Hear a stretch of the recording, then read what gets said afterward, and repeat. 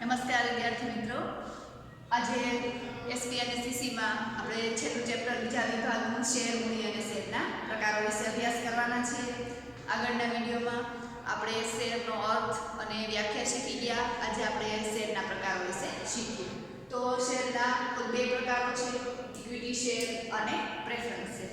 તો એમાંથી આપણે આજે ઇક્વિટી શેર વિશે ચર્ચા કરવાના છીએ.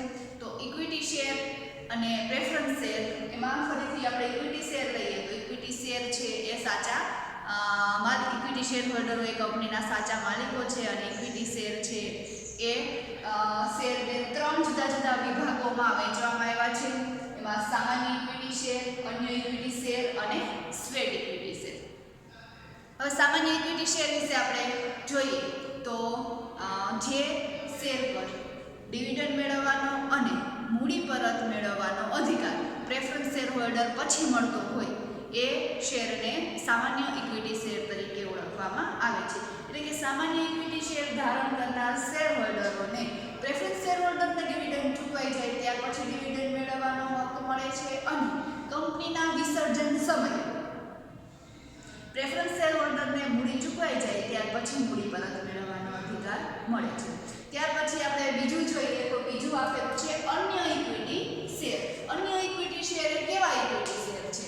તો અન્ય ઇક્વિટી શેર છે એ ડિવિડન્ડ મેળવવાની દ્રષ્ટિએ એના બે પ્રકારો પાડવામાં આવ્યા છે. મતાધિકારની દ્રષ્ટિએ એના બે પ્રકારો પાડવામાં આવ્યા છે. એમાં મતાધિકાર સાથેના ઇક્વિટી શેર અને બીજું આપેલું છે ડિવિડન્ડના સંદર્ભમાં જુદા જુદા અધિકારો સાથે મતાધિકાર ધરાવતા ઇક્વિટી શેર. એટલે કે અમુક ઇક્વિટી શેર ઉપર શેર દીઠ મતાધિકાર મળે છે, અમુક શેર પર વ્યક્તિ દીઠ મતાધિકાર મળે છે. એટલે મતાધિકારની દ્રષ્ટિએ આવા અન્ય ઇક્વિટી શેરની વહેંચણી આપણે કરી શકીએ છીએ.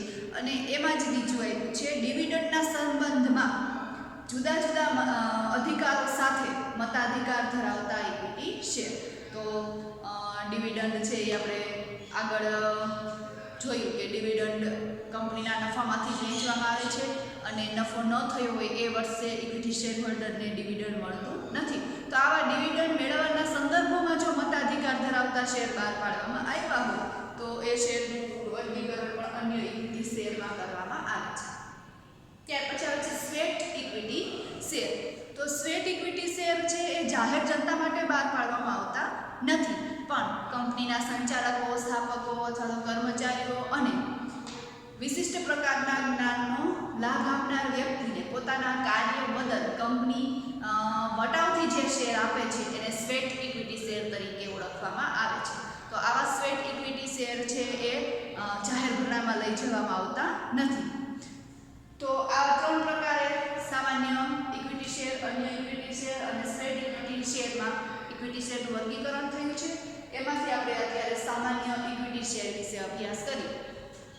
સામાન્ય ઇક્વિટી શેર હમણાં જ આપણે અર્થ શીખી ગયા એ મુજબ કે ડિવિડન્ડ મેળવવાના સંદર્ભમાં અને મૂડી પરત મેળવવાના સંદર્ભમાં પ્રેફરન્સ શેર હોલ્ડરો કરતાં પછીનો હક જે શેર હોલ્ડરને મળે એ શેર સામાન્ય ઇક્વિટી શેર છે. ત્યાર પછી આપણે સામાન્ય ઇક્વિટી શેરની લાક્ષણિકતાઓ વિશે ભણીએ. પહેલું આપણું છે સાચા માલિકો. સામાન્ય ઇક્વિટી શેર એટલે કે ઇક્વિટી શેર હોલ્ડરો જ કંપનીના સાચા માલિકો છે. કેમ કે પ્રેફરન્સ શેર હોલ્ડરો કરતાં એ પછી મૂડી મેળવે છે. એટલે એવી દ્રષ્ટિએ જોઈએ આપણે તો ઇક્વિટી શેરમાં જોખમ વધુ રહેલું છે. એટલે ઇક્વિટી શેર હોલ્ડરો છે એ વધુ પ્રમાણમાં જોખમ ઉઠાવે છે. એટલે એને કંપનીના સાચા માલિકો તરીકે ઓળખવામાં આવે છે. બીજું જોઈએ મતાધિકારની દ્રષ્ટિએ. તો મતાધિકારની દ્રષ્ટિએ જોઈએ તો ઇક્વિટી શેર હોલ્ડરોને શેર હોલ્ડરોને જે સભા બોલાવવામાં આવે એ સભામાં મત આપવાનો અધિકાર આપેલો છે. એટલે ઇક્વિટી શેર હોલ્ડરોને મતાધિકાર પ્રાપ્ત થાય છે. આવો મતાધિકાર એ પોતે અન્ય વ્યક્તિની તરફેણમાં પણ જતો કરી શકે છે. એટલે કે પોતે હાજર ન હોય તો પોતાની ઈચ્છા મુજબની વ્યક્તિને પોતાના બદલ નિમી અને મત આપી શકે છે, જેને પ્રોક્સી તરીકે ઓળખવામાં આવે છે. એટલે ઇક્વિટી શેર હોલ્ડરો પોતે જો હાજર રહી શકે એમ ન હોય તો પ્રોક્સી દ્વારા પણ એ મત આપી શકે છે. તો આવી રીતે ઇક્વિટી શેર હોલ્ડરોને મતાધિકાર પ્રાપ્ત થાય છે. ત્યાર પછી જોઈએ તો ડિવિડન્ડ. ડિવિડન્ડની દ્રષ્ટિએ જોઈએ તો ઇક્વિટી શેર હોલ્ડરો છે એ જોખમ ઉઠાવે છે. શા માટે?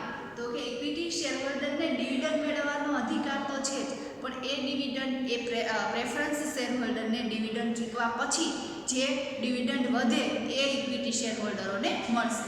અને જો નફાકારકતાની દ્રષ્ટિએ જોઈએ તો કંપનીને નફો થાય તો જ ઇક્વિટી શેર હોલ્ડરોને ડિવિડન્ડ ચૂકવાય છે. અને આવા ડિવિડન્ડનો દર નિશ્ચિત હોતો નથી, એટલે કે દર વર્ષે કેટલું ડિવિડન્ડ ચૂકવાય એ નફા ઉપર આધાર રાખે છે. એટલે ડિવિડન્ડનો દર નિશ્ચિત હોતો નથી. ડિવિડન્ડમાં નફાના આધારે વધઘટ થઈ શકે છે. ત્યાર પછી નફા સાથે સંબંધ. આગળના પોઈન્ટની સાથે જ આ પોઈન્ટ સંલગ્ન છે.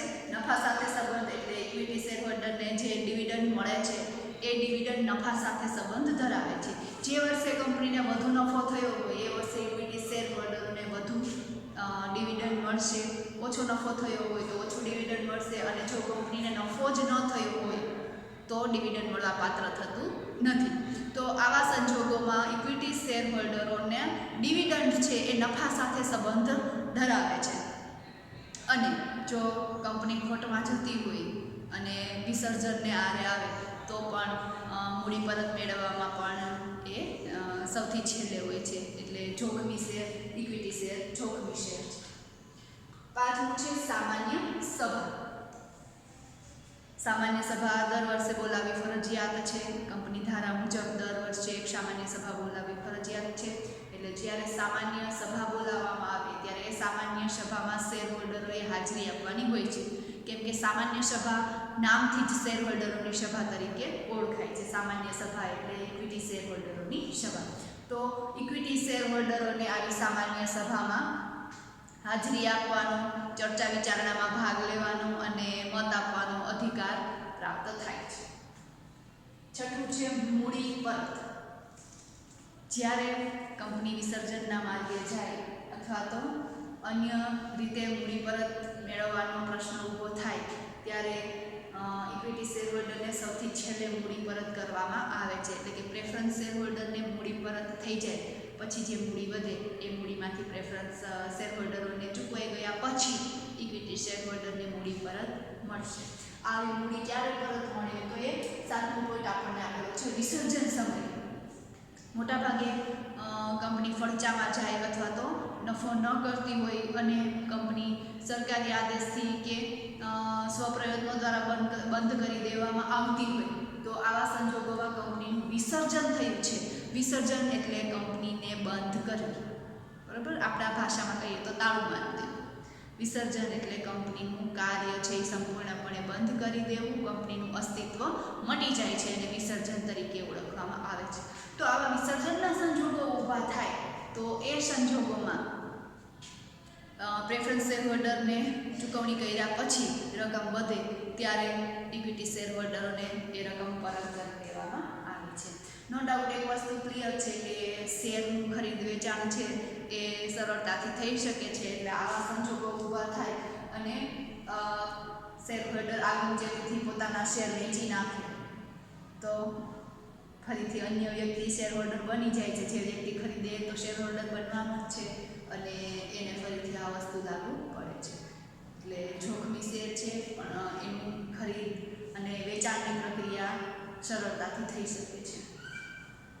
આઠમું છે લાભ અને વળતર. તો લાભ અને વળતરની દ્રષ્ટિએ જોઈએ તો ઇક્વિટી શેર હોલ્ડરને જુદા જુદા લાભ અને વળતર મળવા પ્રાપ્ત થાય છે જે અન્ય શેર હોલ્ડરને મળતા નથી. જેમ કે બોનસ શેર, હકના શેર, સ્વેટ ઇક્વિટી શેર કર્મચારીઓને જ આપવામાં આવે છે. પણ અમુક સંજોગોમાં વધારાના શેર તરીકે આવા શેર અપાતા હોય છે. અને બીજું કે શેર બજારના જે ભાવમાં વધારો થતો હોય તો એ વધારાના ભાવનો લાભ પણ ઇક્વિટી શેર હોલ્ડરને મળે છે. બોનસ શેર અને હકના શેર વિશે આપણે હમણાં તમને કીધું, પણ તમારે આ વિશેની માહિતી નથી તો આપણે એની થોડીક ડીપમાં ચર્ચા કરીએ.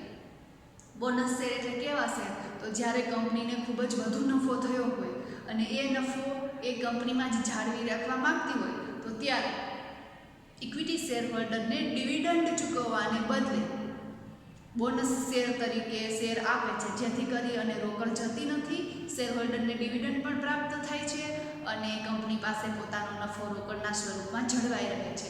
તો આવા શેરને બોનસ શેર તરીકે ઓળખવામાં આવે છે કે વર્તમાન શેર હોલ્ડરોને ડિવિડન્ડના નફાના એક ભાગ રૂપે જે વધારાના શેર આપવામાં આવે એને બોનસ શેર તરીકે ઓળખવામાં આવે છે. બીજું છે હકના શેર. તો જે શેર અગાઉ બહાર પાડેલા હોય એ જ પ્રકારના શેર ફરીથી બહાર પાડવામાં આવે તો ત્યારે જાહેર જનતાને આમંત્રણ આપતા પહેલાં જૂના જે શેર હોલ્ડરો છે એ શેર હોલ્ડરને પ્રથમ અધિકાર આપવામાં આવે એ ખરીદવાનો.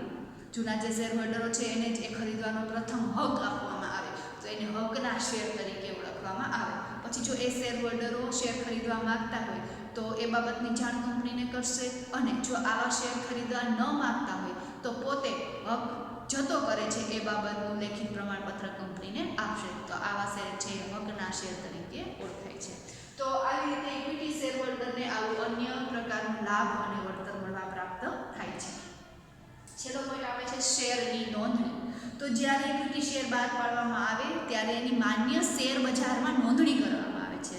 શેર બજાર આપણે જોઈએ છે સ્ટોક એક્સચેન્જ તરીકે ઓળખીએ અને ન્યૂઝપેપરમાં આપણે ઓલો આખલો જોયો હોય ખબર બળદ જેવો હોય શિંગડા ઊંચા થતા હોય આંખું આમ કરેલી હોય. તો આ શું બતાવે છે? આખું એક પેજ આવે છે શેર બજારનું. તો આ જે સ્ટોક એક્સચેન્જ છે એ સ્ટોક એક્સચેન્જમાં કંપની જ્યારે શેર બહાર પાડે ત્યારે એની નોંધણી કરાવેલી હોય છે. માન્ય શેર બજારમાં નોંધણી કરાવેલી હોય છે. તો આવી નોંધણી થઈ જાય ત્યાર પછી શેરના ખરીદ વેચાણની પ્રક્રિયા એ શેર બજારમાં સરળતાથી થઈ શકે છે. જે તે વ્યક્તિ પોતાના ડીમેટ ખાતા મારફતે આવા શેરની સરળતાથી ખરીદ વેચાણની પ્રક્રિયા કરી શકે છે. એટલે આપણને એમ થાય કે આજે આપણે 500 શેર ખરીદવા છે વિપ્રો કંપનીના તો આજે આપણે આપણા ડીમેટ ખાતા મારફતે ખરીદી શકીએ છીએ અને એમ થાય આવતીકાલે કે વેચી દેવા છે હવે શેર તો આપણે એને સરળતાથી ડીમેટ ખાતા મારફતે વેચી શકશું. તો આવી રીતે ઇક્વિટી શેરની શેર બજારમાં નોંધણી કરવામાં આવે છે કે જેથી ખરીદ વેચાણની પ્રક્રિયા સારી રીતે અને ઇઝીલી થઈ શકે. તો આ સાથે જ આપણા ઇક્વિટી શેર એમાં સામાન્ય ઇક્વિટી શેરની લાક્ષણિકતાઓ અહીંયા પૂરી થાય છે. બાકીના જે 2 શેર શીખા અન્ય ઇક્વિટી શેર એમાં મતાધિકારની દ્રષ્ટિએ અને ડિવિડન્ડની દ્રષ્ટિએ 2 પ્રકારો આપણે આગળ જ જોઈ લીધા. હવે પછીના વિડીયોમાં આપણે સ્ટ્રેટ ઇક્વિટી શેર વિશે ચર્ચા કરીશું અને હોમવર્કમાં આપણે ઇક્વિટી શેર એમાં સામાન્ય ઇક્વિટી શેરની લાક્ષણિકતાઓ રાખીશું.